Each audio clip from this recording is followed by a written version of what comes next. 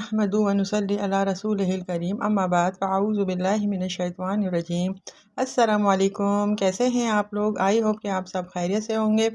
आज का जो हमारा टॉपिक है वो ये है कि मर्द हज़रात को बाहैसियत बीवी औरत में कौन कौन सी खूबियाँ पसंद हैं।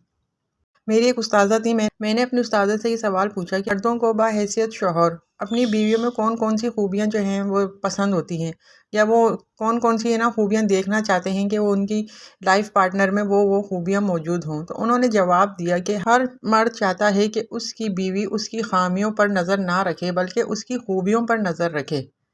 ज़्यादा बोलने वाली औरतों को मर्द हज़रात पसंद नहीं करते। इसको गुस्सा दिलाया जाए तो बुर्दबारी का मुजाहरा करे, हंसे तो सिर्फ मुस्कुराहट बिखेरे, खाना पकाए तो नहायत लजीज, अपने शौहर की फर्मा बरदार हो, अपने घर से मोहब्बत करने वाली हो और कम से कम घर से बाहर निकलने वाली हो, अपनी कौम में नहायत अजीज़ और बावकार हो मगर इंतहाई मुतवाज़ा और मुनकसिर मिजाज हो, हस्बैंड से मोहब्बत करने वाली हो। और उन्होंने मज़ीद कहा कि वो ऐसी औरत जो शौहर की खूबियों पर नज़र रखे और इसके ऐब और खामियों को नज़रअंदाज करे।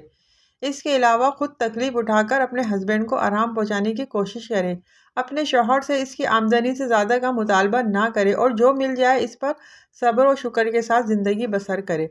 शौहर की मुसीबत में अपनी वफ़ादारी का सबूत दे।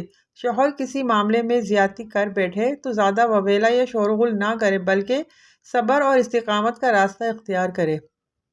अपने मैके और अपने ससुराल दोनों घरों को अपना घर समझे, सबकी इज्जत का ख्याल करे, सबकी रिस्पेक्ट करे, पड़ोसियों और मिलने जुलने वाली ख़वातीन के साथ खुश अखलाक़ी का मुजाहरा करे, दीनी तालीमात और नमाज रोज़े की पाबंदी करे और हकूक़ुल अल्लाह और हकूक़ुल इबाद अदा करती रहे। और अगर ससुराल में कोई बात भी हो जाए तो जवाब में खामोश रहे और ये ना हो कि अपने हस्बैंड से जो है ना उनकी शिकायतें लगाए और अपने हस्बैंड से जो है वो लड़ाई झगड़ा करे। ऐसी औरतों को मर्द हज़रात ज़्यादा पसंद नहीं करते। इसके अलावा अपने हस्बैंड के जो माँ बाप हैं और आने वाले मेहमानों को बोझ और मुसीबत ना समझे बल्कि अपने घर का अफराद समझते हुए अच्छे सलूक से पेश आए, घर को आबाद रखे और पुरसुकून ज़िंदगी गुजारने के लिए समझदारी का मुजाहरा करे।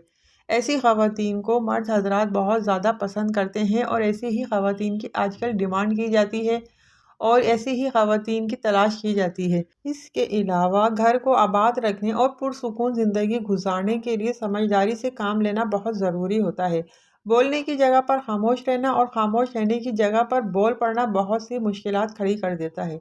लिहाजा अगर किसी प्रॉब्लम को समझदारी से हैंडल किया जाए तो ये रास्ते खुद ब खुद खुल जाते हैं। बचत इसी में है, कोशिश करके सोच को पॉजिटिव रखें, मुफाहमत की पॉलिसी अपनाएं और टकराने के बजाय बच कर चलने को कामयाबी समझें और पुरसुकून ज़िंदगी गुजारने का यही एक तरीका है। माफ़ी मांगना और माफ़ कर देना ही समझदारी की निशानी है। लिहाजा कोशिश कीजिए कि ये निशानी आपकी शख्सियत में लाजमी करार पाए।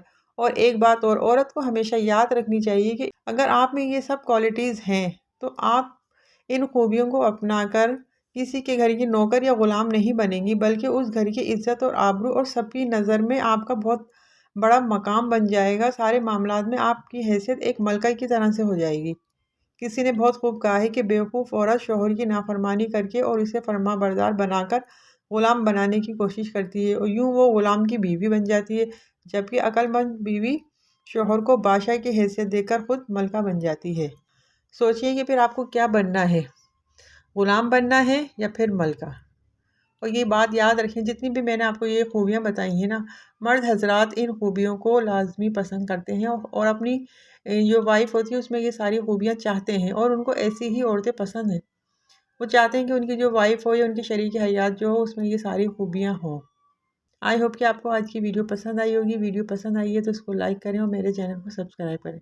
कल तक के लिए इजाज़त दीजिए। अल्लाह हाफ़िज़। अस्सलामु अलैकुम व रहमतुल्लाहि व बरकातुहू।